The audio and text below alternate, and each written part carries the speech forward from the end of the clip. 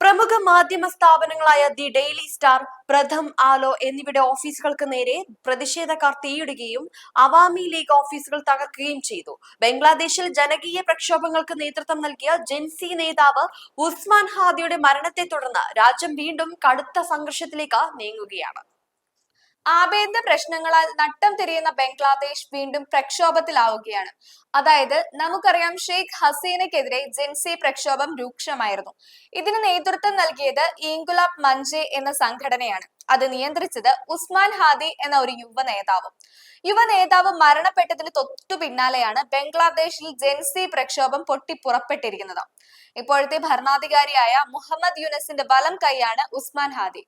കഴിഞ്ഞ വെള്ളിയാഴ്ചയാണ് ഉസ്മാൻ വെടിയേറ്റത്.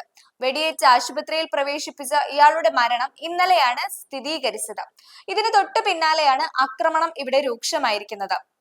ഈ പ്രക്ഷോഭം ഇപ്പോൾ മറ്റു മേഖലകളിൽ കൂടി വ്യാപിക്കുന്നു എന്ന കാര്യമാണ് പുറത്തു വരുന്നത്.